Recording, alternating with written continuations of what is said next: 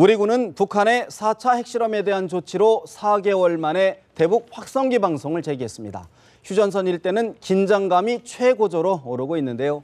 황장수 미래경영연구소장, 저공임 새누리당 전 의원, 서양호 두문정치전략연구소 부소장, 박용진 더불어민주당 정책위 부의장, 이렇게 네 분 모셨습니다. 네 분 어서 오십시오. 휴전선 일대의 긴장감이 감돌고 있는 것 같습니다. 정부가 예고한 대로 오늘 낮 12시를 기해 대북 심리 확성기 방송을 재개했습니다. 저희가 현장의 모습을 좀 준비한 영상이 있는데요. 좀 보시면서 이야기를 좀 더 나눠보도록 하겠습니다. 네, 지금 보시는 장면, 보시는 영상이 오늘 오전 경기도 연천의 중부전선 최전방 지역에서 대북 확성기 방송 재개를 준비하는 모습인데요. 지금 보면은 여러 개 스피커를 크게 묶어놓은 모습 보이고, 주변에는 위장막을 설치해서 혹시 있을 수 있는 북한의 공격에 대비하는 모습도 볼 수 있고요. 지금 방송 준비 요원들이 현장에서 분주하게 준비를 하는 모습을 저희들이 바로 찍은 현장 영상인데요. 지금 일단은 날씨가 굉장히 좋은 상황이고 주위에는 숯불이 묵어져 있는 모습도 저희들이 볼 수가 있습니다.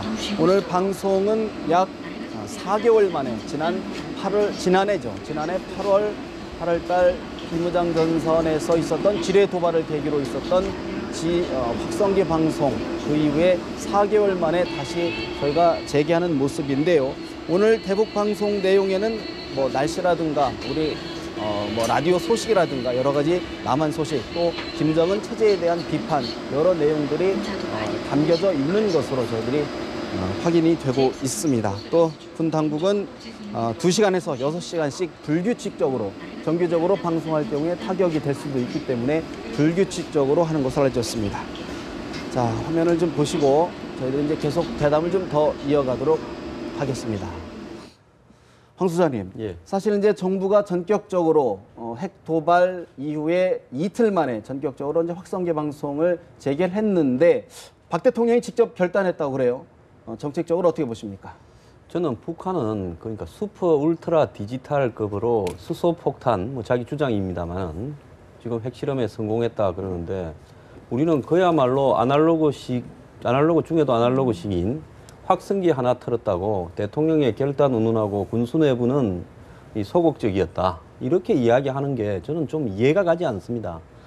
지금 수소폭탄이든 원자폭탄이든 결국 비대칭 전력이 점점 확정적으로 굳어져 가고 있고, 더 나아가서 북한은 과거의 발사대 방식에서 지금 이 SLBM, 그러니까 잠수함 추진, 이 탄도미사일 방식으로 전환해 가는데, 이거는 지금 한국이 추진하고 있는 킬체인 KAA-MD라고 하는 한국형 미사일 방어, 미국이 추진하는 일본과의 MD 이런 걸 다 무력화시킬 수 있습니다. 언제 어디서 잠수함이 물속에서 핵 미사일을 쏠지 모른다. 네. 그러면 지금 동북아의 재래식 이 전력이 거의 무력화될 수 있다. 또 MD도 무력화될 수 있다. 이런 걸 의미하는데요.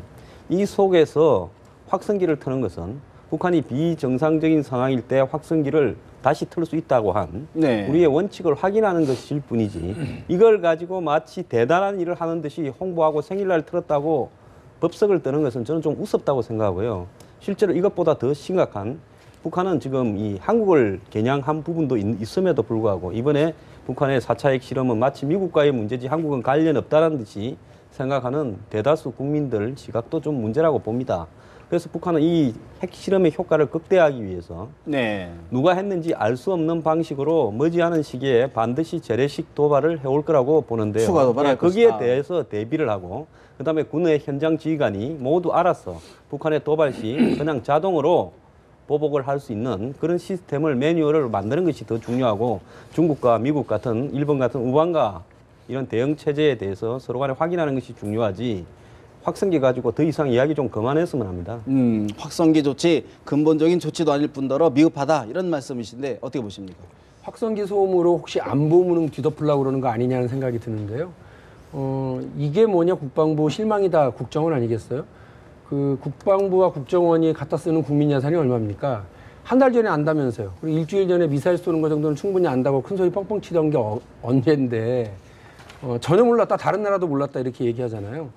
그 공부 못하는 학생이 너 이렇게 시험 성적 이 모양이냐 그러면 옆집 아들도 그런데 왜 그러세요? 이렇게 얘기하는 그야말로 그 자세도 안 돼 있고 공부도 못하는 전형적인 이런 태도인데 저는 이거 문책 대상인 거 아니냐고 생각이 들어요. 예. 그래서 대통령이 지금 해야 될 일은 안보 불안과 안보 무능으로 이어지고 있는 지금의 이 안보 라인 체계에 대한 어떤 점검도 하고요. 문책도 해야 되고 이렇게 일단 해야 된다는 첫 번째고요. 두 번째로 글쎄요. 저기서 저는 김정은이 시행한 이 4차 핵실험과 관련해서 한반도 전체의 평화와 안정을 깨트리는 것 때문에 규탄받아 마땅하고 우리 정부가 할 수 있는 최대한의 어떤 그 노력들을 해서 이 부분에 대한 어떤 뭐 대가를 치르도록 해야 된다는 데는 동의를 합니다. 예. 그럼에도 불구하고 그 대가가 휴전선 그 인근에서 밤에야 20km 정도 가고 낮에는 10km 정도 간다는 대북 방송을 재개하는 것이냐. 네. 농담 삼아서 얘기하자면 풍계리까지 그렇게 가겠어요? 예를 들어서 이 방송 높이고 키운다고 출력 최대한 높인다고 그래서 이른바 핵실험을 중단하겠냐는 거죠. 북핵이라고 하는 안보 불안의 요소가 있고요. 이 요소를 해결하기 위해서 그래도 지금까지 보수 진보 정권을 넘나들면서 모두 다 국제 공조를 해냈던 거 아니겠습니까? 예. 근데 그러한 노력, 유엔을 중심으로 한 혹은 미국과 한국 정부가 중심이 되는 국제 공조를 통한 대북 공세와 대북 압박을 진행하는 것이어야 되는데 지금 단순하게 방송을 재개하는 정도로 한다고 그러면 제가 볼 때는 실효성도 없고 격도 맞지 않는 대응 조치다라는 거죠. 그래서 말씀 다시 정리를 하면 일단 이 안보 무능과 관련해서는 정확하게 책임을 물어야 되겠다. 네. 그리고 두 번째로 국제 공조를 어떻게 끌어낼 것인지에 대한 문제. 그래서 우리가 북핵을 중단하도록 해야 북핵과 관련된 이걸 중단하도록 해야 되는데 거기에 맞는 실효적인 조치들을 해야 되지. 북핵이라고 하는 안보 요소, 불안 요소를 그대로 두고 또 다른 그 휴전선을 중심으로 한 불안 요소를 또 하나 만들어내는 방식으로 가는 것은 적절한 방식일까 하는 의문점이 있습니다. 긴장감만 자칫 존성할 수 있다 이런 의견이신데 어떻게 보십니까? 저도 몇 가지 부분에서는 이제 동감을 하고 또 다른 부분에서는 좀 생각이 다른 부분이 있는데요. 이 대북 확성기 방송은 북한이 가장 아파하는 것이죠. 그래서 지난번 그 목함 지뢰 사건 당시에 우리가 전격적으로 확성기 방송을 재개하자 결국은 우여곡절 끝에 유감 표명이라는 걸 받아내지 않았습니까? 근데 이번에는 자기네들이 수소탄을 지금 폭발시켜서 성공했다고 하는 상황에서 과연 확성기 방송의 재개로 그럼 수소탄과 관련한 개발을 멈출 것이냐, 그건 아니죠. 그리고 조금 전에 우리 황 소장 말씀하셨듯이 아마 심증은 가나 물증이 확실치 않은 군사적 도발보다는 테러에 가까운 어떤 그 돌출적인 행동을 할 가능성이 매우 높아졌다라는 점에서 긴장 지수는 올라가는 것이죠. 그리고 이제 우리가 이 사태를 계기로 해서 반추해 볼 부분은 미일 간의 정보 공조와 한미 간의 정보 공조가 과연 대등한 것인가라는 부분에 대해서 한번 자문해 봐야 되고요. 그리고 작년 가을 이래 한중 관계가 상당히 밀월적 수준으로 올라갔다라는 것이 우리 생각이었는데 이번 사태를 계기로 국방장관 간의 핫 라인조차 제대로 되지 않아서 먹통이라는 이야기까지 나온다면 과연 실질적인 한중 공조라든지 또는 한미 동맹에 대해서 우리가 다시 한번 되돌아볼 필요가 있는 것이고요. 아까 유엔을 통한 국제 공조를 말씀하셨는데 유엔을 통한 국제 경제 제재가 얼마나 효과가 별로 없는지를 보여주는 대목이 이번에 수소탄 발사 실험 아니겠습니까? 그렇기 때문에 이제는 게임의 룰을 좀 바꿔야 되겠다. 결국은 경제 제재를 한다 그래서 거의 깡패 수준에 가까운 김정은 정권을 움직이지 못한다면은 과연 동맹의 파트너인 미국이 우리의 안보 공약과 또 북한의 핵 무기에 대한 방어와 억지를 위해서 우리에게 어떤 카드를 줄 것인지에 대해서 사실은 확성기 방송 재개 이전에 미국과 이 문제에 대해서 좀 더 진지한 담판을 벌여야 되는 것이 아닌가 이런 생각이 들었습니다. 그리고 이제 이러한 핵 문제가 발생할 때마다 과거를 되돌아보면 똑같은 얘기가 나옵니다. 뭐 국제 간의 공조, 셔틀 외교라든지 유엔 제재라든지 또는 상응하는 대가. 근데 이제 더 이상은 정책 결정자들이 민망해서라도 이런 말 하지 말고 정말 진지하게 근본부터 다시 시작을 해가지고 이 문제의 궁극적 해결을 위해서 무엇을 해야 되는지에 대한 검토가 다시 필요한 시점입니다. 대북 정책의 근본 틀을 좀 검토해봐야 된다 그런 말씀이신데 일단 대북 확성기 방송이 대북 심리전 성격이라기보다 제가 보기엔 대국민 심리용, 국민 안정용으로 무엇이라도 하고 있다는 걸 보여주기 위한 것 같습니다. 왜냐하면 강도가 칼을 들고 들어왔는데 강도야라고 소리만 치는 걸로 강도를 막을 수 없죠. 그래서 이 실효성의 의문이 있고요. 과연 핵무기의 확성기가 이걸 억제할 수 있겠는가의 문제가 있고, 그 두 번째는 대국민 심리는 이미 안정돼 있더라고요. 주식시장이 전혀 변동이 없고, 그리고 종편이나 TV에서 핵과 관련한 특집 방송을 만들었다가 시청률이 나오지 않아서 어제 하루만 하고 다 비중을 줄이는 걸로 보더라도 국민들은 이 문제에 대해서 큰 영향을 받지 않는 것 같습니다. 그래서 정부 당국에서도 특히 대통령께서 단발적인 대응을 하기보다 결국은 주요한 키는 무엇보다도 미국을 이 핵 문제에 대해서 주 키를 가지고 있는 미국을 설득해서 네. 이란 핵 문제를 해결한 것처럼 네. 미국의 주요 안보 정책의 이슈의 밥상머리에 북한 핵 문제 해결을 금년도에 올려놓는 거도록 우리 당국이 설득해 나가는 그런 종합적이고 포괄적인 네. 대응을 해야지 이런 대북 방송, 심리 방송의 단발적인 대응으로는 좀 부족한 거 아닌가? 군 확성기 방송은 어떤 측면에서 보면은 군 어떤 작전의 하나인데 사실 정부 일각에서는 이제 개성공단은 사실 실질적으로 북한과 남한이 지금 교류하는 어떤 그런 소통인데 개성공단까지도 폐쇄할 수 있다. 뭐 지금 이런 이야기가 나오는데 어떻게 보십니까? 저는 폐쇄해야 된다고 봅니다. 개성공단은 평화 교류 협력의 상징인데요. 이미 북한이 4차 핵실험에 갔고 북한은 아까도 제가 말씀드렸다시피 핵 전략을 바꾸고 있습니다. 재래식 미사일, 그러니까 ICBM에 실어서 미국까지 실제적으로 협박을 하거나 일본까지 협박하는 부분에는 정확도가 떨어지기 때문에 이제 잠수함을 통해서 물속에서 근처까지 가서 쏘겠다는 식으로 바뀌었습니다. 네. 그러면 모든 미사일 방어나 대북 전략이 바뀌어야 되는데요. 지금 이런 부분에서 무슨 평화 협력으로 다시 해결할 가능성은 없다. 심지어 중국의 전문가들도 육자회담으로 복귀하거나 비핵화를 할 가능성은 없다고 이야기합니다. 그럼 비핵화가 가능성이 없다 하면 북한의 핵을 없앨 수 없다 하면 우리가 해야 될 일이 뭐겠습니까? 북한이 핵을 가지고 할 수 있는 모든 위협 요인에 대처를 해야 되죠. 예. 그래서 개성공단은 만약에 거기서 일하는 수백 명의 한국 직원들이 인질이 되었을 경우에 자칫. 굉장히 오래가는 정말 정권이 골병이 들고 우리가 쓸 수 있는 수단이 없어질 수 있습니다. 특전사는 구출 훈련을 했다 하지만 그건 영화 같은 이야기고요. 그다음에 오늘 보면 캐리 장관이 중국의 왕이 외교부장한테 공개적으로. 중국이 주장하는 그런 북한을 다루는 방법은 이제는 틀렸다. 그래서 우리는 새로운 어떤 방법을 제시하니까 중국이 따라달라고 했고요. 그다음에 트럼프 후보는 이렇게 이야기를 했습니다. 중국이 북한을 유일하게 통제할 수 있다. 우리는 북한에 전쟁 안 한다. 대신 중국이 만약에 안 나선다면 미국은 중국에 대해서 경제적 제재를 해서 2분 만에 이렇게 중국을 붕괴시켜야 된다. 이렇게 이야기를 할 정도입니다. 예. 자, 그래서 한국은 중국 측에 미국을 통해서 또 유엔을 통해서 북한에 대해서 금융 제재에 나서라. 모든 북한의 돈줄은 중국입니다. 이 북한의 통치 자금요. 그 다음에 북한이 이 국경을 통제해라. 지금 북한과의 무역을 통제해라. 또 중국이 북한을 정권을 유지시키는 오일하고 식량을 통제하라고 우리는 요구해야 됩니다. 하는 상황에서. 우리는 천안문에 예. 가줬잖아요. 근데 우리는 네. 왜 중국한테 해달라는 대로 다 해주는데 말도 못합니까? 그 다음에 한국은 개성공단은 문을 닫아야 되고요. 이제 조금 하고 마치겠습니다.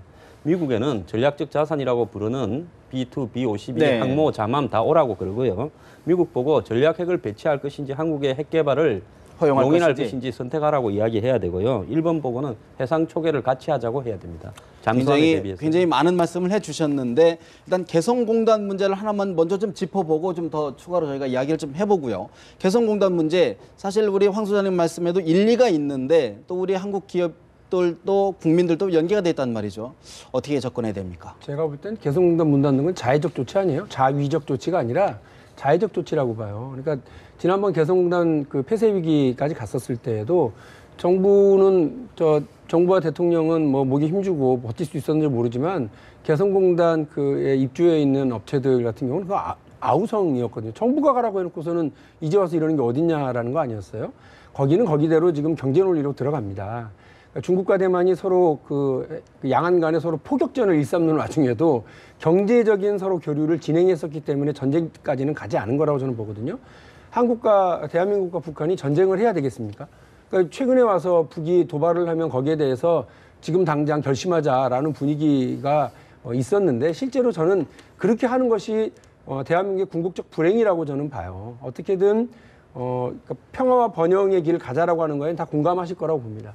그러면서 어쨌든 저쪽에서 도발하는 것에 대해서 강력한 우리가 압박 수단을 갖는 건 필요한데 제가 볼 땐 다른 압박 수단을 갖자고 하는 논의에는 제가 공감하고 논의를 같이 할 수 있습니다. 그러나 개성공단 폐쇄한다고 그래서 저쪽에서 군사적인 압박을 갖거나 이러진 않죠. 오히려 개성공단 내주는 걸로 북한 군부가 불만이 얼마나 많았습니까? 자기들도 대단히 전술적인 공간을 내놨다는 거 아니에요? 그러니까 저는 그 부분과 관련해서는 아까 말씀드린 것처럼 뭐 자위적 조치는 아니라 오히려 우리 경제적인 자해적 조치가 될 가능성이 크기 때문에 다른 압박 방법을 좀 찾아보고 강구해 봐야 된다. 그 이제 양안 관계에 대해서 말씀을 하셨기 때문에 아주 오래전에 대만의 그 투자자들이 중국에 투자할 때만 하더라도 그게 비공식적인 관계였습니다. 그러면서 대만 정부가 대만이 투자를 하게 되면 결국은 그 다윗이 골리앗을 이기듯이 그 중국을 변화시킬 수 있다라는 자신감으로 비공식 투자를 허용했는데 결국은 중국이라는 블랙홀에 빠져들거든요.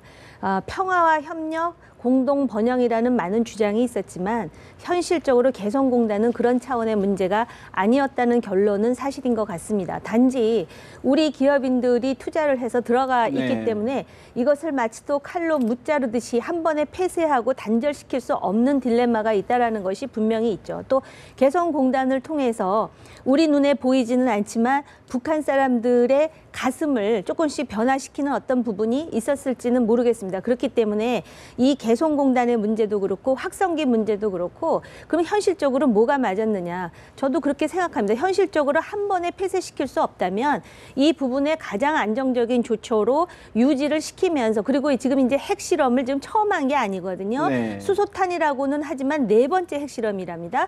그러면은 이 4번째 핵실험에 대해서 궁극적으로 아까 황 소장이 말씀하셨듯이 지금 미국이 우리에 대해서 무슨 확장 억지라든지 또는 대한반도 안보 공약을 지키겠다라고 선의적인 표현을 하는데 우리가 불안한 거 아니겠습니까? 동맹관계 속에서도. 그렇다면 우리에게 북한 핵을 억제할 수 있는 어떤 능력을 주든지 그게 아니라면 지금 현재 독일이 그렇듯이 우리 한반도에 다시 전술 핵무기를 재배치하든지 뭔가 가시적으로 핵우산이 제대로 펼쳐져 있다는 것을 보여줘야 되지 않느냐 이런 것이고요. 확성기만 해도 그렇습니다.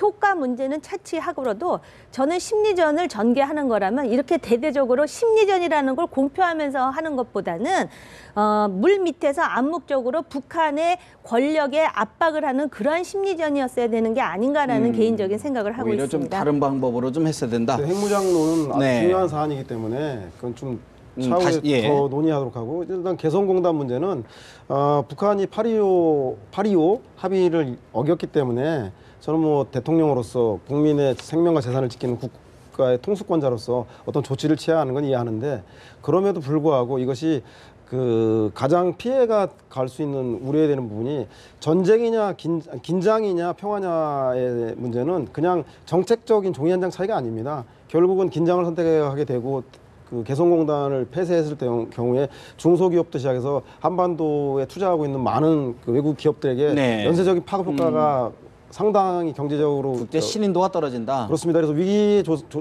결국은 그 긴장의 조성은 경제적 문제로 국민들의 먹고 사는 문제로 직결될 것이기 때문에 저는 이 문제에 대해서는 보다도 그 감정적 대응, 국민들의 그런 울분들을 이해 못하는 건 아니나 차분하고 인내를 가지고 종합적으로 대응해야 되고 무엇보다도 지금 말씀하신 패널들이 미국과 일본과 중국, 강대국이 나서야 한다라고 하는 것처럼 그렇게 나서려면 한국이 남북 문제를 해결하겠다고 한 그런 적극적 의지를 가지고 남북 문제에 대해 주도성을 가지고 강공 카드만 했을 경우에는 그 전술적 의미에서 카드가 좁아지기 때문에 다양한 카드를 쓸 수 없기 때문에 저는 다양하게 접근해서 한미를 네.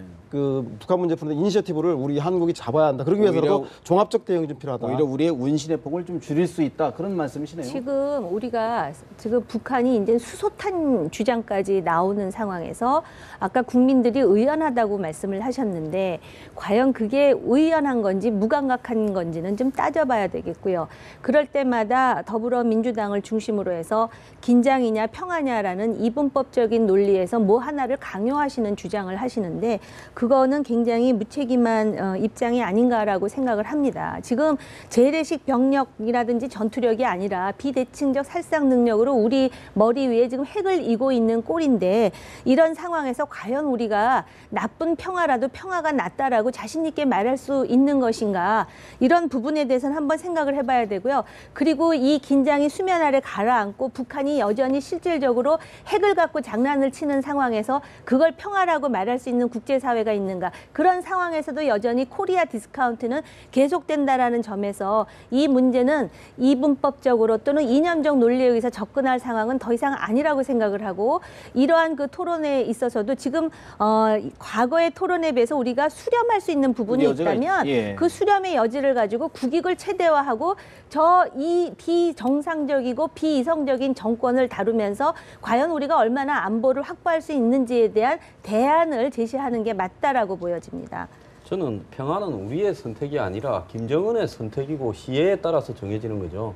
지금까지 그렇게 북한의 3대하고 협상을 해왔는데요. 이제 김정은은 돌이킬 수 없는 방법으로 간 겁니다. 왜냐하면 3차 핵실험 이후에 중국이 동맹적 관계를 일반 관계로 이렇게 격화시킨다 하면서 북한을 이렇게 압박을 했고 특히 이 김정은 체제로 접어든 이후에 3차, 4차가 지금 나왔습니다. 자, 북한은 이번에 소형화, 경량화에 성공했다고 이야기를 하고 있습니다.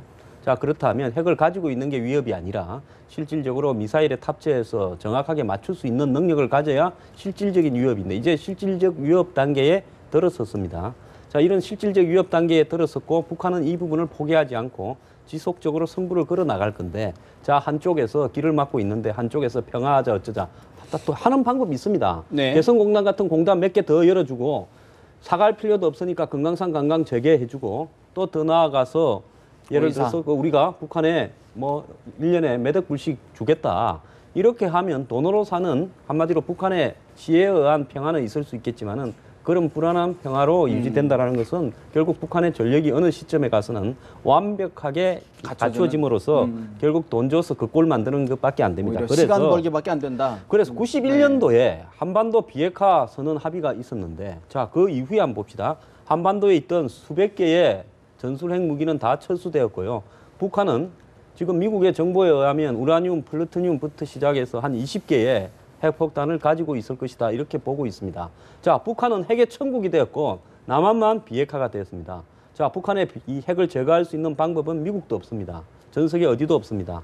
자, 그렇다면 지금 할 수 있는 부분은 뭡니까? 우리가 할 수 있는 부분은 북한에 단돈 10원이라도 들어가지 않도록 돈을 쪼는 것밖에 없습니다. 그것이 북한 체제가 위협을 느껴서 나중에 견디지 못해서 손을 들고 노는 거고요. 다른 하나는 북한의 핵을 없앨 수 없다면 우리가 핵을 가지는 것밖에 없죠. 그런데 독자 개발을 못하게 한다면 미국의 힘을 빌어서 갖다 달라고 이야기해야 되고 재배치해야 된다. 적어도 미국에 보고 핵을 갖다가 재배치하지 않는다면 우리가 핵을 개발하겠다라고 이야기를 해야 되겠죠. 그런 정도도 못한다면 이건 국가도 아니죠. 알겠습니다. 이런 어떤 부분들을 통해서 개성공단도 그런 관점에서 바라봐야 된다. 개성공단에서 1년에 돈이 얼마씩 북한에 건너갑니까?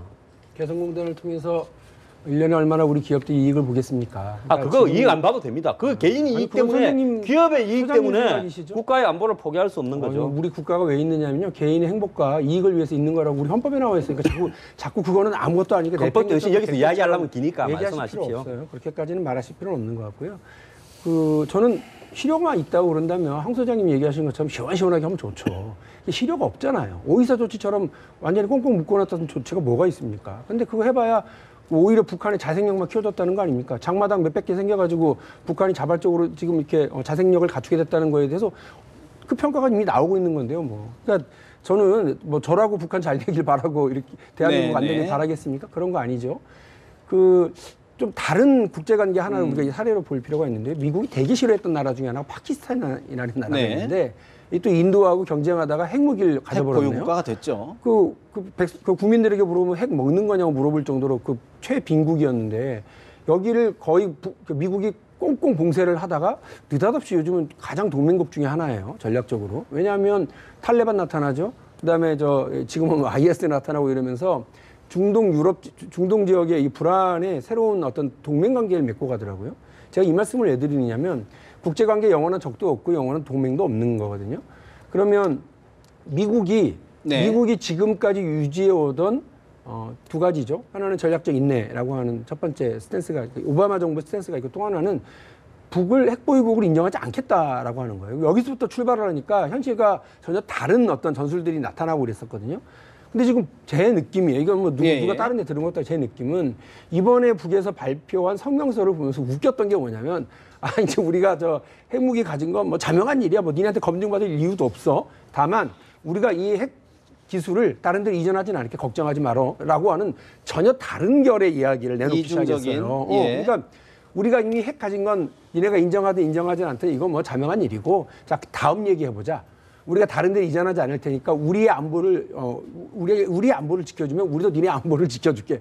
전혀 다른 예. 겁니다. 그러니까 이전에는 고스톱판이었다 그러면 지금은 완전히 무슨 카드놀이판으로 트럼프판으로 바뀌어버리는 느낌이에요. 예. 여기에 대한 미국의 전략은 뭘까? 여기에 대한 대한민국의 전략은 뭐여야 될까? 이게 대북 방송 키는 거 말고 네. 새로운 고민을 해야 되는데 이전에 해왔었던 것처럼 그러면 북을 봉쇄하고 네, 네. 우리랑 북과 가지고 있었던 잠시만요. 교류 관계를 네. 끊는 것으로만 얘기를 하는 거 말고요. 예. 전혀 다른 판에 대한 우리의 고민과 전략을 새로 수립해야 될 상황 아니냐는 그러면 이 고민이 있어요. 부분에서 하나만 저희가 좀 짚어보고 넘어가겠습니다. 할 얘기가 많기 때문에요. 사실은 북한의 제재의 실효성을 거두기 위해서는 중국의 역할론이 커지지 않습니까? 중국이 실질적으로 어떤 역할을 해줘야 되는데 개성공단을 바라보는 시각 중에 하나는 우리는 개성공단 허용하면서 중국 보로는 돈줄 죄라 이렇게 요구할 수 있느냐라는 게 근본적인 물음이란 말이죠. 어떻게 해야 됩니까? 중국도요. 그러니까 중국 당국에 의한 뭐 경제 통제라는 게 상당히 여전히 뭐 대한민국에 비하면 엄청 많지만 이미 벗어나기 시작한 걸 다 알잖아요. 그러니까 중국 정부가 뭐 명령 한마디 하면 증시가 더 살아나고 이런 때가 이제 지났다는 거 아닙니까? 이번 중국의 증시 네. 사태로 보는 거잖아요. 그러니까 제가 지금 무슨 말씀 드리려고 그러냐면 중국의 북한과의 교류를 통해서 밀무역이든 뭐든 간에 상당한 수준의 어떤 거래 관계가 있다. 형성이 되어 있는데 이게 지금 단속이라든지 행정명령을 통해서 할 수 있는 수준을 벗어나 단계를 있는 것 넘어갔다. 같아요. 그래서 전혀 다른 급의 상황에 대한 것을 우리가 쉽게 논의를 판단할 해야 수 된다. 없을 것 같다는 생각입니다. 중국의 대북 정책에 대해서 어느 누구도 지금 정확하게 말할 수 있는 사람은 아무도 없습니다.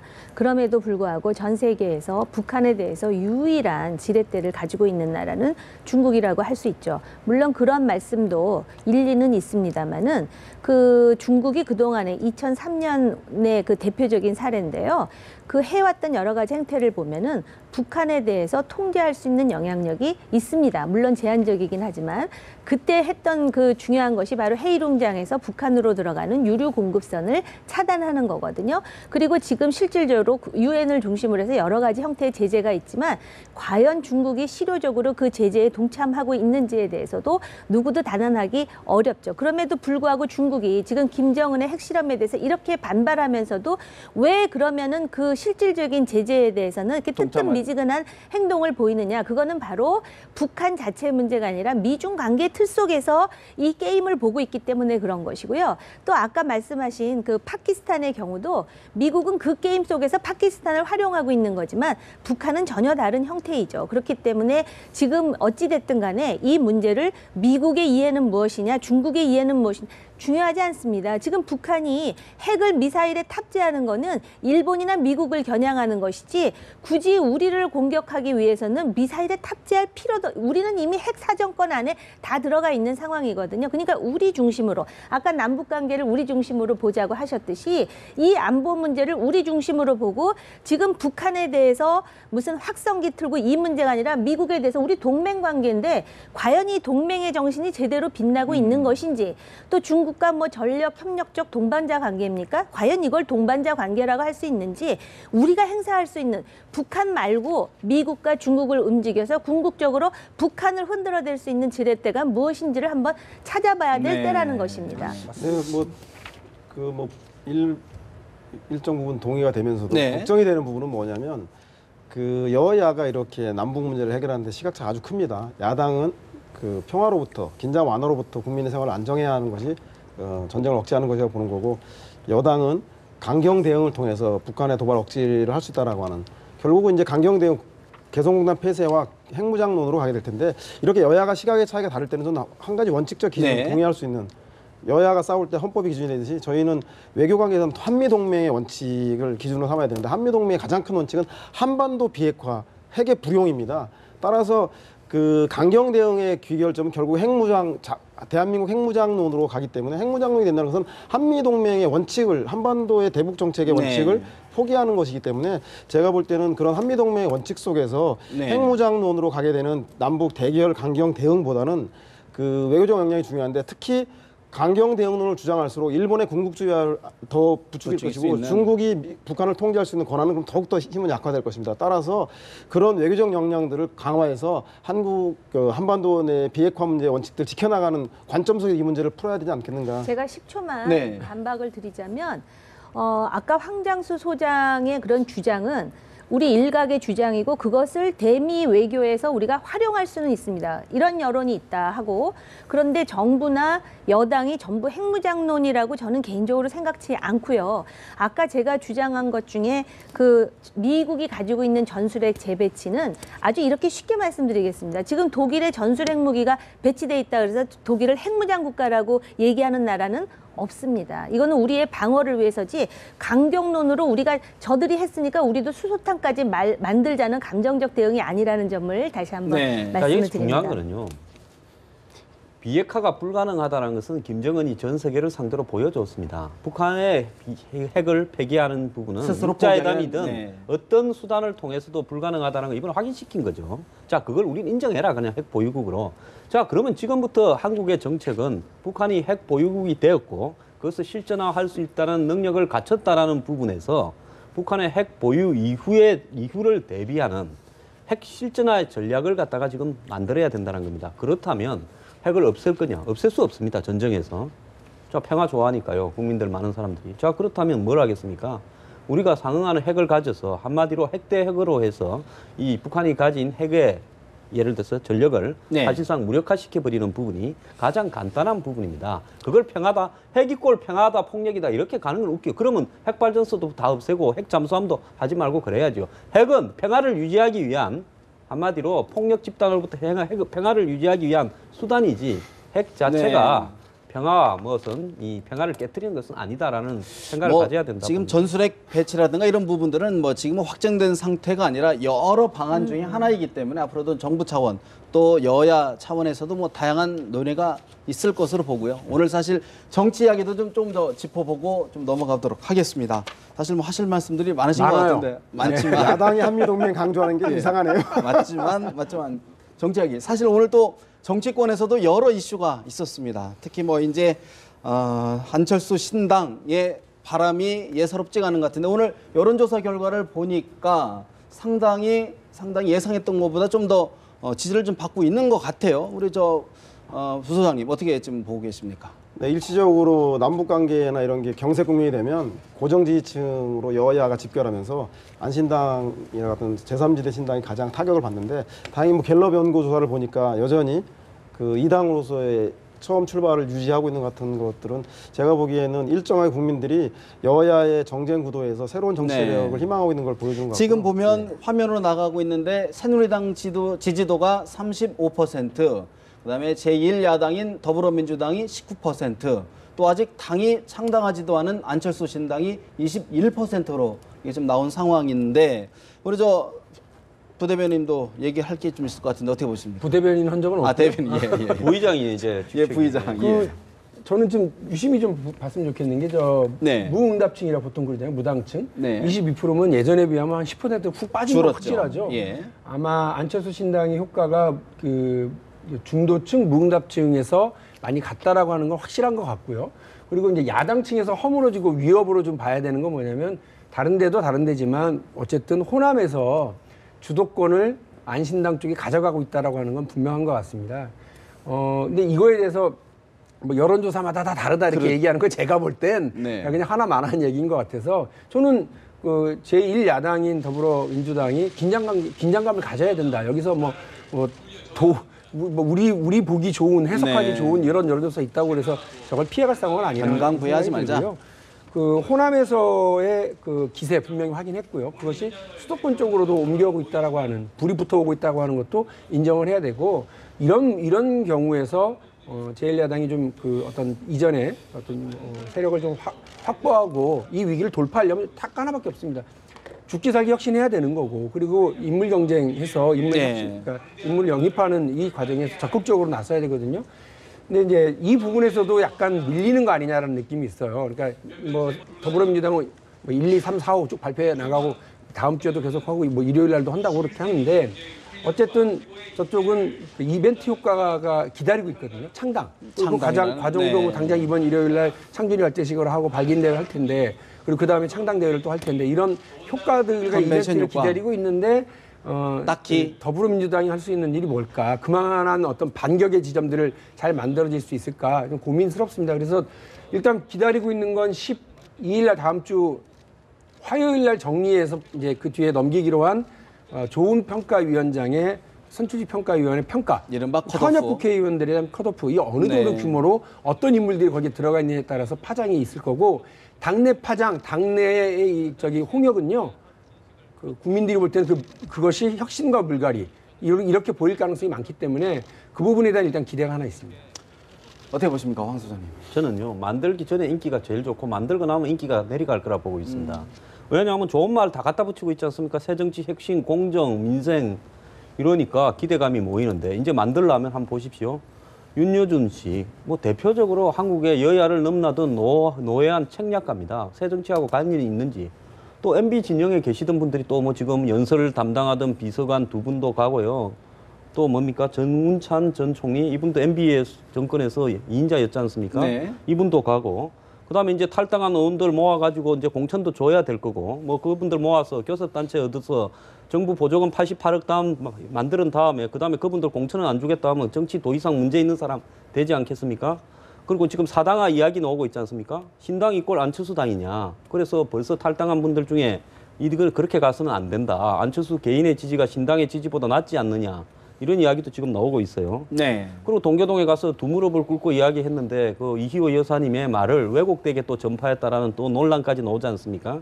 그러니까 지금 이렇게 잘 나갈 때 그야말로 말하고 똑같이 하든지 안 그러면 우리도 더민주하고 별 다를 바 없는 네. 패권 정당이다 이렇게 이야기를 하든지 잘 나갈 때 몸 조심해라 예, 이런 그렇게 말씀이신데. 좀 솔직하게 접근할 필요가 있어요. 돌멩이를 양쪽에 다 던지고 계시네요. 아니 뭐 저렇게 좀 던지고 거긴 조금 던졌는데 어떻게 보십니까? 그 새정치라든지 또는 혁신이라든지 또는 민생이라든지 공정이라는 말이 물론 이게 마치도 그 안철수 신당에서 흘러간 노랫가락처럼 되풀이하는 그런 어떤 주요 그런 가사처럼 들릴지는 모르나 그럼에도 불구하고 지지도가 올라간다라는 것은 침묵하는 다수 국민이 지금 그걸 원하고 있다. 기존의 정치 체제에 대해서 매우 반감을 가지고 있고 비판적인 생각을 하고 있다라는 것입니다. 그래서 조금 죄송한 얘기지만 그 민심을 보면 더불어민주당에서 이렇게 계속해서 인물을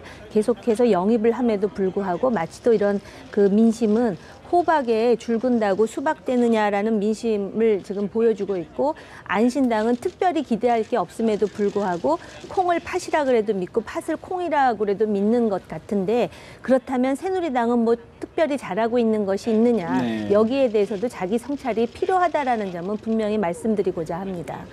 네, 뭐 가장 큰 문제는 아까 말씀대로 양당 정치, 비생산적인 거대 양당 정치에 대해서 국민들이 분명하게 평가하고 있고 실제 지지율이 그 새누리당 내의 중도층과 그리고 그 더불어민주당 내 중도층 그리고 부동층 내에서 안철수 지지를 공고히 바치고 있는 건 사실인 것 같습니다. 예. 그래서 지금부터 가장 초점은 이제 야당 진영 내에서 문재인 더불어민주당이 싫어서 안철수를 지지하는 흐름이 그 내 당내 중심으로 자리 잡고 있는데 이 문제를 안철수 신당이 극복할 것인가에 대한 문제, 즉 호남당과 그 비노라고 하는 그 비주류계 연합의 성격에서 실제 제3지대 중도 정당이라고 하는 그 문제를 극복해낼 것인가 관전 포인트인 것 같고요. 예. 그러기 위해서는 앞으로 남은 주로 포인트가 이제 친노 비노 싸움이나 탈당이냐 분당이냐가 아니라 그 안철수 신당 내에 안철수 독자 신당파와 그 연대파, 예. 그 야권 연대를 주장하는 김한길 의원을 중심으로 한 현역 의원들과 안철수 수권을 중심으로 한 독자적으로 간다. 양보하려면 니네가 양보하고 단일화는 니네가 이제 희생해야 된다. 내가 더 이상 희생은 없다라고 하는 이 두 세력 간의 신당 내의 쟁투가 예. 국민들로부터 어떤 여론을 얻을 것인가가 앞으로 향후 당분간은 큰 뉴스가 되지 않을까 그런 싶습니다. 부분들이 계속 바스락바스락거리면은 도로 새정치민주연합 아니냐라는 이야기가 나올 것 같은데 어떻게 보십니까? 그 아까 우리 소장님이 너무 많은 이렇게 얘기를 하셔가지고 훅훅 지나가 버렸는데 유심히 봐야 될 부분 이런 거예요. 그러니까 현역 국회의원의 값어치가 올라가잖아요. 그러니까 탈당하는 현역 국회의원의 값어치가 올라간다. 그러면 안철수에 대한 기대 가치는 낮아집니다. 안철수 신당에 대한. 이게 무슨 말이냐면 현역 국회의원들이 오게 되면 그 사람이 뭐 새 정치 맞네 안 맞네 이런 논란들 때문에 기대하는 건 떠나버리게 돼 있거든요. 근데 사실은 그 현역 국회의원들이야말로 현실적인 힘이고 현실적인 세력 분포를 보여주고 있는 거란 말이에요. 저는 그런데 안철수 의원이 잠깐 무슨 얘기를 했었느냐면 그 탈당하는 의원들은 그러니까 3자 구도, 총선에서 3자 대결 구도를 각오하고 와라. 또는 탈당 입고로 혹은 탈당 입고로 공천이다 이런 것도 생각 아니다. 버려라. 뭐 이렇게 이야기하고요.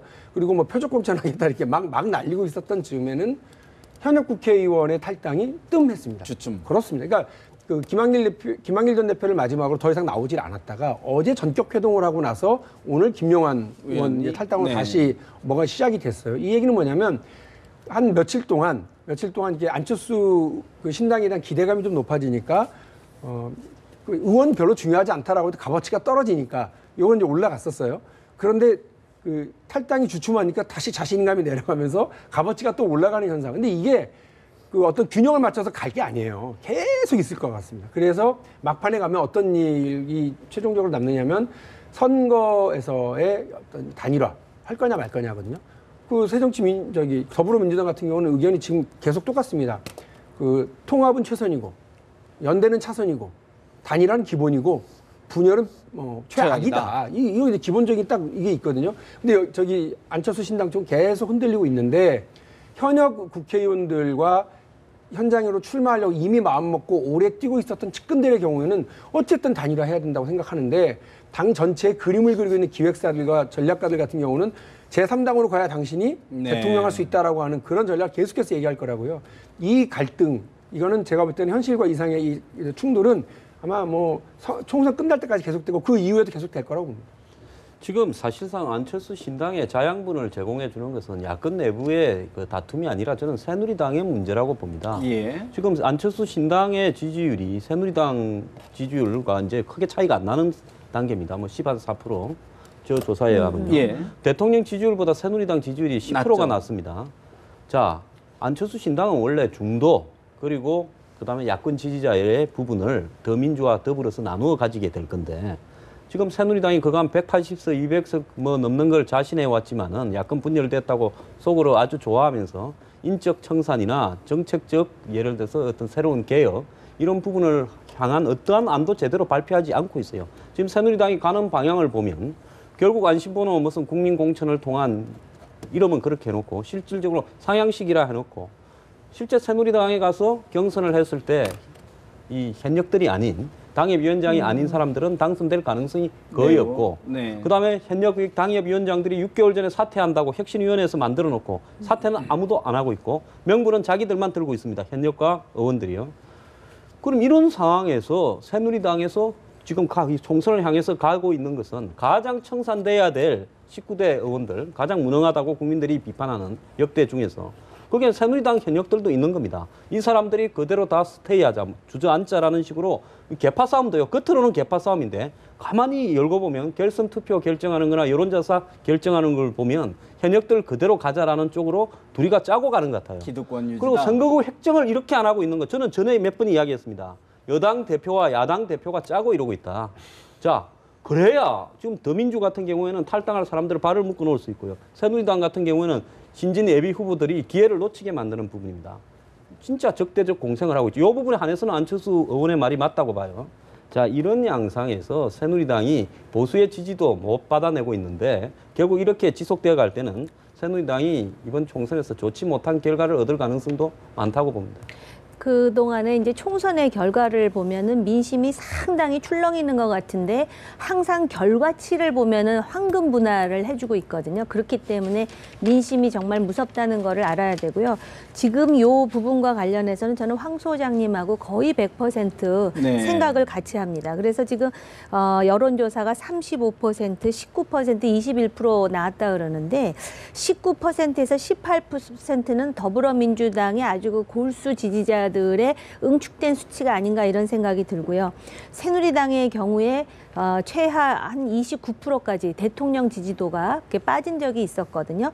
그런데 상당 부분 지금 이제 그 안철수 신당으로 넘어가는 것은 바로 개혁을 주장하지만 실제로 개혁적이지도 않고 그리고 오히려 기득권 현직 의원들을 위한 룰이라든지 게임을 만들고 있다라는 의심으로부터 자유롭지 못하기 때문에 그런 게 아닌가라는 생각이 듭니다. 그럼에도 불구하고 이 19대 국회의 이틀이 하루아침에 바뀌어질 것 같지 않다라는 것에 더 비관적인 생각이 사실 듭니다. 더군다나 지금 이른바 북한의 이런 도발 위협 때문에 오히려 정치권의 혁신론이 인재 영입론 이런 부분들이 좀 희석될 가능성은 어떻게 보십니까? 아무래도 그 긴장이 고조되면 그 고정 지지층이 원래 정당 지지 부동층으로 왔다는 사람들이 원래 자기가 지지했던 고정층으로 가게 되죠. 그래서 여야 대결구도가 강화되고 부동층이 좀 줄어드는 전통적인 대북 문제뿐만 아니라 어떤 강력한 이슈가 생기면 그렇기 때문에 그럴수록 안철수 대표는 그동안 사실은 부동층을 기반하고 있지만 내부의 동력은 그 문재인을 반대하는 비노 계열과 호남의 연합이라고 하는 세력 연합의 성격을 못 벗어나고 있거든요. 말은 제3지대 정당을 얘기하고 있지만 그래서 그 부분을 즉 비전을 제시하는 걸 통해서 반사이익에 머물 게 아니라 이호 여사한테 가서 절하고 김한길 대표가 들어오고 그동안 그 민주당과 달라진 상태 확장성 파이를 키워서 야권의 지지를 넓히자고 하는 거에서 한치도 못 벗어난다고 한다면 서로가 서로에게 그 제살 깎아먹기 경쟁밖에 되지 않기 때문에 안철수 의원이 제3지대 정당에 맞는 비전과 스스로 그 비전을 만드는데 가장 큰 걸림돌이 내가 대통령 되는 정당의 치어리더들이 돼달라고 한다면 정운찬인들 손학규인들 2017년 꿈나무라고 하는 박영선, 김부겸 이런 중도층을 대변하는 인물이 들어오지 만무하기 때문에 정말로 제3지대 중도 신당을 만들겠다고 한다면 그것에 맞는 기득권을 먼저 내려놓고 그것에 헌신하는 모습을 보여야지만 이 문제가 해결되지 않을까. 안철수 신당 아직 태어나지도 않았는데 사실 너무 많은 요구하는 거 아닙니까? 아니요, 근데 제가 이제 좀 궁금한 것이 사실 지금 이제 완전히 분당의 수순으로 가고는 있지만 과연 정책이라든지 비전이라든지 이념에 있어서 어떤 차별성을 갖고 있는지를 안철수 신당이 분명히 하지 않는다면 그 나물의 그 밥소리 듣고 또 인재 문제도 그럴 것 같은데요. 특히 지금 이 북한의 수소탄 실험을 계기로 해가지고 과연 그러면 새로 만들어질 안철수 신당은 남북관계라든지 안보에 있어서 어떤 색깔을 낼 것인가. 근데 지금 들어가는 인재들 소위 이제 그 새로 영입되는 인물들을 봐서는 더불어민주당하고 큰 차이가 없을 것 같다라는 예감이 드는데 여기서 차별성을 보이지 않는다면 지금 안철수 신당으로 유입되는 일정 정도의 어떤 지지가 중단되거나 빠질 가능성도 있다 이런 생각도 듭니다. 위기 국면 혹은 무언가를 날카롭게 제시해야 되는 정책적 국면이 오면 실제 썩어도 준치라고 안 합니까? 기존의 정당들의 경우에는 시스템에 의해서 운영이 되고 움직여갑니다. 저는 이번에 동교동에 가서 모가차 대접받은 정도에서 정리를 했었어야 되는데 더 훅 나가버린 거 있잖아요. 자세히 보면 그게 어떤 시스템의 불안에 의해서 한 사람이 그 한 개의 언론사와 이렇게 저렇게 하다가 이게 작업에 의한 건지 아니면 언론사가 이거를 너무 크게 써버린 건지는 잘 모르겠습니다만 어쨌든 이런 불안 요소가 곳곳에 있는 겁니다. 그러니까 개인에게 맡겨져서 있게 되면 예를 들면 이번에 김근식 교수가 들어갔어요. 안철수 신당 쪽으로. 그분이 아마 지금 국면에서 외교 안보에 관련된 어떤 인물이다 생각을 하겠지만 이분하고 안철수 의원하고 생각이 같을까요? 이분하고 윤여준 전 장관하고 생각이 같아요? 이분하고 한상진 교수하고 같고? 제가 볼 때는 김근식 교수가 보면 어떻게 보면 상당히 진보적인 색채의 대북 그리고 안보 관련 담당을 맡아왔었던 분이란 말이죠. 그렇고 더불어민주당의 예를 들어 노선과 이런 거 많은 정책적 이론을 댔던 분이에요. 크게 다르지 않을 거란 말이에요. 근데 이 한 명에게만 이제 마이크가 가게 됐다. 근데 특별한 어떤 다른 안정된 시스템 조치가 없다. 이렇게 되면 이른바 동교동에서 벌어진 사고가 다른 여러 분야에서도 벌어질 수 있다 이렇게 봅니다. 그럼에도 불구하고 제가 보기엔 여야가 제3지대 안철수 신당에 대해서 비난하고 깎아내리기보다는 이왕에 채찍질이 된 거 혁신 경쟁을 통해서 정치의 질을 높이는 계기로 삼는 성숙한 여야의 모습이 국민들에게 더 호소력 있지 않을까. 그러면 예를 들어서 정치판이요. 저는 정책적인 부분을 가지고 뭘 한다라는 거는 솔직히 말하면 총선 때 한 보름하면 딱 만들어냅니다. 자기 정당하고 전혀 다른 지키지도 않을 공약 선거했다가 되고 나면 이기고 나면 안 지키는 게 대한민국 정치판의 여야의 비일비재합니다. 뭐 대선 때는 한 200조 정도 복지 공약도 하지 않습니까? 그건 의미가 없고요. 진짜 진정으로 이 혁신을 하는가는 사람을 어떤 사람을 쓰느냐는 건데 저는 안 의원한테 이야기를 하고 싶어요. 천하에서 인재를 모으는 게 아니라 천하에서 흘러간 물들부터 시작해서 잡탕들을 다 모아서 새 정치가 되겠느냐. 네. 이 부분에 대한 고민들을 해야 되고요. 안 의원이 정말로 제대로 인재를 물갈이하면 그 더민주도 자극을 받아서 우리 저 박용진 부회장 같은 인물들도 좀 도울 거고 그러다 보면 정치판 전체가 새누리당도 자극받을 거 아닙니까? 네. 이렇게 가야 되는데 지금 하는 모습들을 보면 거꾸로 가고 있다. 그건 지적해야죠. 그럼 그 부분에서 예를 들어서 지금 이제 10일 날 안철수 신당이 창당 발기인 대회를 하는데 그날 문재인 대표가 광주를 방문합니다.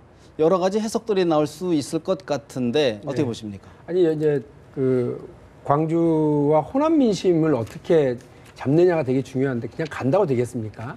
그러니까 역시 마찬가지로 그 문재인 대표도 새로운 인물로 표현해야 되고요. 정책 노선으로 분명하게 보여줘야 되거든요. 그런데 내부에서는 문재인 대표에게 그 조기 선대위를 빨리 하라고 그러는데 이 부분도 지금 안 풀리고 있어요. 이건 인물에서 일정하게 막히는 게 네. 있다라고 하는 것이 하나고요. 그리고 이제 이것이 제대로 안 풀리면 그리고 스스로 덜어내고 스스로 어떤 혁신하는 모습을 보여내지 못하면 광주 호남 민심은 거기에 100번을 간들 뒤집히진 않을 가서 거예요. 깜짝 인물을 선대위원장으로 임명할 수도 있다. 이런 얘기도 나오던데요. 그럴 수 있으면 좋죠. 그럴 수 있으면 좀 좋다고 봅니다. 그리고 지금 안 풀리고 말씀드린 것처럼 이미 67명의 그 더불어민주당의 의원들이 조기 선대위를 요구를 했고 그걸 받아들인 상태입니다. 그래서 숙제는 지금 누가 풀어야 되느냐? 숙제를 풀어야 되는 수험생은 문재인 대표예요. 근데 이게 지금 너무 시간이 막 흘러가고 있으니까 이와 관련해서 본인도 답답하고 다른 의원들도 많이 답답해 있는 상태거든요. 예. 요 국면에서 아까 제가 말씀드린 것처럼 12일부터 15일 사이에 넘어가게 되어 있는 공천심사위원회 넘어가게 되어 있는 평가 결과 네. 한 20명 정도의 현역 국회의원이 뭐 이른바 컷오프되는 이런 상황이 정책으로 얼마나 큰 파장을 가져올지 요걸 일단 봐야 되고 한 일주간이 그다음에 고비가 될 수 있다는 얘기군요. 문재인 대표가 지금 준비하고 있다고는 뭐 그 5호, 6호, 7호 뭐 이렇게 쭉 이어질 인물 영입에 대한 어떤 그림도 좀 볼 필요가 있죠. 이게 바로 일천하 우리나라 정당 발전의 수준을 보여주는 부분이라고 생각하는데요. 정당이라는 것이 권력을 쟁취하고 또 이념이 유사한 사람들끼리의 어떤 그 정치적인 결사라고 한다면 그런 어떤 그 민주적인 어떤 그 논의라든지 또는 어떤 그 노선과 관련한 그 격정적인 토론을 통해서 뭔가를 끌어내야 되는데 사실은 그렇게 큰 힘도 없으면서 문재인 정당, 안철수 정당으로 가다 보니까 이런 문제가 생기고 그 부분을 보완하기 위해서 자꾸 인재를 영입하는데요. 결국 정당에 들어오는 사람도 권력지향적인 사람이 들어오는 것이고 별거 없습니다. 단지 들어온 사람들이 과거에 정치인으로서 어떤 그 궤적을 갖고 있었느냐를 좀 살펴본다면 이 사람이 양질의 정치인인지 아니면은 별로 정치권에 남아 있어야 될 사람이 아니라는 게 판단이 되는데 자꾸 새로운 카드를 쓰고 더 안 된 얘기지만 그런 새로운 카드를 쓰고 꼭 쓰다 버린다는 것이죠. 그래서 결국은 행주같이 또는 걸레같이 쓰다 버리는 상황이 돼버리니까 정치판에 뭔가 옛날에 왔던 사람이 또 들어오면은 그 별로 그렇게 인상적이지 못하다라는 인상을 보이는데요. 이런 부분에 대해서 인재 영입도 중요하지만 아까 많은 분들이 지적하신 대로 문재인 대표 또 안철수 대표 새누리당도 마찬가지입니다. 그 지분을 갖고 있는 정치인들 스스로가 먼저 자기 쇄신을 하는 모습을 보여주는 게 가뜩이나 정치, 경제, 안보상으로 참 네. 여러 가지 고민이 많은 국민들에게 위안이 되는 일이 아닐까 싶습니다. 기존 정치인도 매우 보배다라는 말씀이시고. 그리고 지금 광주 호남 민심이 뚝이 터졌습니다. 뚝이 터졌는데 문재인 대표가 옷으로 주먹으로 막는다고 막아지겠습니까? 저는 호남 문제에 대해서 근본적 땜질질 처방이 아니라 호남 정책의 실패를 자인하고 과감한 변화를 해야 한다고 합니다. 공천권을 더불어민주당이 행사하는 게 아니라 이번 총선 공천권은 호남 민심에 맡기겠다고 공천, 무공천을 선언한다던가 이런 획기적인 발상의 전환을 하지 않고서는 호남에 떨어진 민심을 되돌릴 수 없을 것이고요. 안철수 대표가 광주를 자꾸 갈수록 이번에 부산에서 보니까 오세훈 후보의 시장에도 빌려서 지금 4위에 나타나고 있지 않습니까? 지역에 천차갈수록 타 지역에선 지지율이 떨어지기 때문에 궁극적으로는 네. 전체 지지율을 가라앉기 때문에 미래의 비전, 앞으로에 대한 그 새로운 전국 정당에 대한 비전을 보여야지 한 지역에 선착하는 것은 당장은 먹기 좋은 현찰이지만 길게 보면 제사를 깎아보면 손해보는 광주는 밤에 가고 낮에는 대구도 좀 가고 춘천도 좀 갔으면 좋겠어요. 알겠습니다. 오늘 말씀 여기까지 드려야 될 것 같습니다. 말씀 고맙습니다.